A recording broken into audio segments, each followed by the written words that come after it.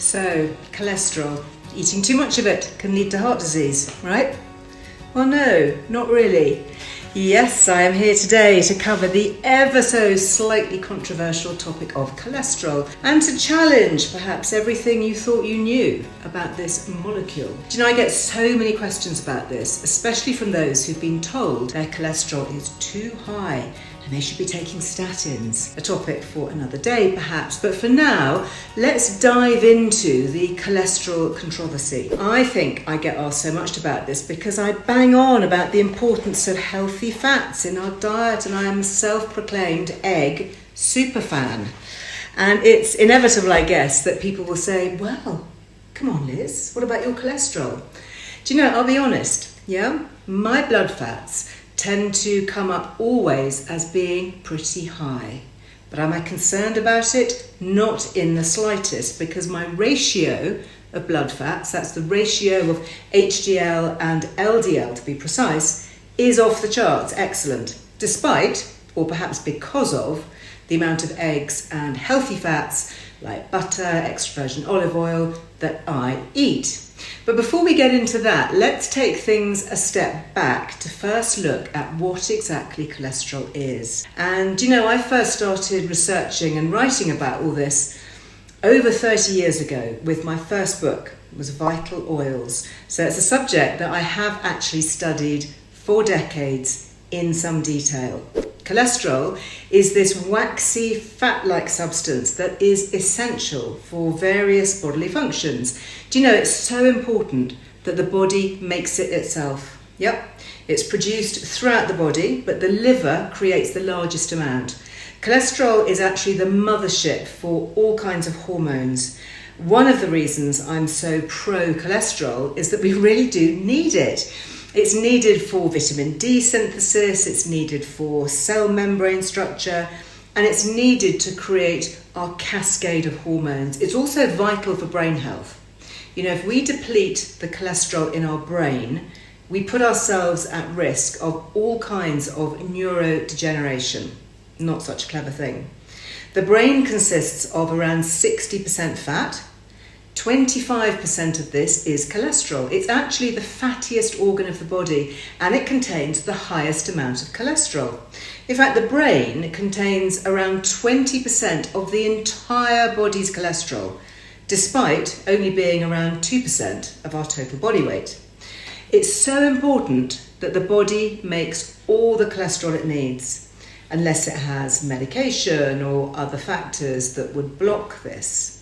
So even if you were to strip out all cholesterol from the body would still be working super hard to make it. It's that important. Now, a lot of the terminology around cholesterol centres around two main forms, and you might see this come up in your blood test reading, and that's LDL and HDL, which I mentioned earlier. Now, many of us might know this as LDL, the bad cholesterol, and HDL, the good cholesterol. But before we get too carried away with that, it's interesting to note here that the LDL and the HDL, technically, that's not the cholesterol itself, but it's rather how it's being transported around the body. So HDL and LDL are lipoproteins, LDL being low density lipoprotein and HDL high density lipoprotein. So these lipoproteins or lipoproteins are little packets that transport cholesterol around the body. I kind of think of them a bit like vehicles, you know, LDL often called the bad cholesterol because high levels can build up in the arteries, and it's a bit like an old banger of a car that breaks down. This form of cholesterol transports our liver around the body, but it breaks down and it leaves it in our arteries. Now, HDL is considered to be good because it helps remove cholesterol from the bloodstream, it mobilizes it, and it takes it back to the liver in order to be broken down and reused. So you can think of that like a highly efficient recycling van. So it's these two ratios of kind of vehicles that's important. So let's refer back to my blood test that I mentioned earlier. So technically, yes, much higher in fats, but it's far higher in HDLs than LDLs. And this is good. because HDL, remember, is the kind that's whisking the cholesterol back to the liver to be recycled. Okay? So I hope you're following me so far. I know it's a bit complicated and lots of letters and acronyms and whatever. There's lots of pieces to bring together, but let's keep going with this. And back to the LDLs, yeah, that's the low density lipoprotein. Now, having a lot of cholesterol that's carried by LDL has been associated with an increased risk of heart disease. Now, to make things more complicated, LDLs can be further classified by their size, and that includes small, dense, intermediate, and large, buoyant. So research suggests that it's the small, dense kind that's the troublemaker. Small, dense LDL is especially common in patients with atherosclerosis. That's when the plaque builds up as the lining of the arteries. And a predominance of these small, dense LDLs has been reported in a number of other diseases too, including obesity and type 2 diabetes. But the size here isn't the main risk factor, it's the number of them that's key. Generally speaking, the higher the number of LDL particles you have, the greater the risk of developing heart disease. So, I hear you cry. I must lower my intake of dietary LDL then, and that fixes the problem. Well, no, not entirely. You see, when we think of cholesterol, let's think of it in two ways. Blood cholesterol, and that's the amount of cholesterol going around in our blood, and then dietary cholesterol, that's the amount of cholesterol that we eat in our food. And we know that when we eat foods that contain cholesterol, our blood levels, they do go up. But the body is really intelligent, and it senses this change, and it just adjusts the amount of cholesterol it naturally produces. Remember, our body can produce pretty much all of the cholesterol it needs. So while it seems intuitive that the more cholesterol we eat, the more we'd have in our blood, we now know that this likely isn't the case. There is no link between dietary cholesterol that we eat and the dietary cholesterol in our blood. In fact, the dietary guidelines for Americans, the DGA, removed specific limits on dietary cholesterol back in 2015, which was a significant shift in public health recommendations regarding cholesterol intake. Now, a lot of our organisations in the UK have yet to catch up with that, and this information has yet to be filtered through to many GPs. I wonder what the delay is. You see, the body actually adapts to the higher intake and moderates levels back to bring us back into balance. And here's a great example of this. Okay, so eggs, my favourite, have long been demonised in terms of their cholesterol content. But a study by Harvard researchers found that eating an egg a day in more than 80,000 females was not associated with a higher risk of heart disease at all. Another study found that those eating 3 eggs a day, like me, had a greater increase in HDL particles. Remember, that's the good kind. And a greater decrease in LDL particles, the bad kind. Eat more eggs, maybe?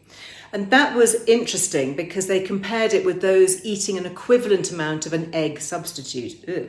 Anyway, so while on the subject of eggs, so yes, having a lot of cholesterol that's carried by LDL has been associated with an increased risk of heart disease. There's absolutely no conclusive link between the amount of cholesterol that we're eating in our diet from whatever and the circulating bad cholesterol. Let me say that again. Research suggests that increasing our dietary cholesterol alone is not associated with increased heart disease risk. Essentially, there's no proven link between dietary LDL and the risk of heart disease. Now, before we move on from this, I do want to flag, of course, that there's always an exception to the rule. We're all individual, and individuals vary. Some are known as hyper-responders, and they may experience a rise in blood cholesterol when eating dietary cholesterol. And therefore, avoiding cholesterol-rich foods can have an effect on their blood cholesterol levels. Now, there's currently no way to discern, other than by trial and error, who may be a hyper-responder to dietary cholesterol. But it's something interesting that I did want to flag. And there's also hyperfamilial cholesterol, and that's something that is thought to affect around 1 in 250 people in the UK. And that is something that needs managing very carefully together with your GP. Okay, so this is not 100% for everybody. This is the majority. There may be other significant medical issues that also mean cholesterol intake should be monitored, but for the vast majority of us, if we know that eating foods with dietary cholesterol isn't impacting our blood cholesterol levels, well, what is then? So critics and researchers think, well, we're looking in the wrong direction. Rather than hyper-focusing on the cholesterol content of a food item, we need to be looking at the quality of our food as a whole. You see, there's often an issue here. We get a high cholesterol reading from our doctor, and then we might be advised to steer clear of high cholesterol foods like eggs and shellfish and beef and liver and cheese and full-fat yogurt and milk and all those pretty good, wholesome, basic natural foods. The list goes on. But these foods are all incredibly nutritious and unprocessed. And when a lot of us cut these out, we tend to swap them for less nutritious, often ultra-processed alternatives. They may also be much higher in sugars, which many argue actually exacerbate the problem by oxidizing LDL, and that leads to atherosclerosis. Now, sugars and refined carbs, not fat, therefore being the culprit. So researchers, interestingly, have also found that quitting smoking can be really key here. Now, in part due to its impact on cholesterol. Did you know that? Smoking has been shown to lower HDL levels and increase LDL levels. Of course, it also damages blood vessels and can cause them to thicken. And they're really drilling down into the minutiae with this. A team of researchers from Wisconsin found that a substance in cigarettes known as acrolein actually impairs the function of our HDL. So not only is there an increase in the bad guys, but the ability of the good guys, the HDL, is impaired too. So in short, there is a lot going on. And it just seems that we've all been too quick to blame dietary cholesterol, when in fact we should be looking at the much larger picture, considering our lifestyle as a whole. Can we move more, eat a bit healthier, stress less, fewer carbs, fewer sugars, processed foods? That would probably go a long way to supporting a healthy cardiovascular system. And I would love to add a little food for thought here too. Bear in mind that the levels of cholesterol deemed to be unhealthy have been stealthily lowering over the years. So what's considered a healthy level now is much, much lower than it was a few years ago. In the 1950s, healthy levels were above 6 millimoles per litre. Today they've dropped to below 5 in the UK and even lower in America at around 4.75. And this, of course, calls into question why. Of course, if the levels of healthy cholesterol have been lowered, that means that more of us will be finding ourselves in the higher unhealthy bracket. And what does that mean? Yeah, that means we're more likely to be prescribed cholesterol-lowering drugs like statins. An interesting take, isn't it? Who is controlling the research and the narrative here? Why is it taking so long for this message about dietary cholesterol to get out there? As with anything in the health and wellness world, you can be sure that this will not be the last that we hear of it. What do you think? How have you been affected by this? I would love to hear your thoughts on all of this. Please let's start a conversation. Do let me know in the comments. Please don't forget to drop me a like if you like this kind of content. And please do hit the subscribe button to see my next clip. This is a very big topic and one along with many others in a similar space that we will be returning to in the future. But for now, go well.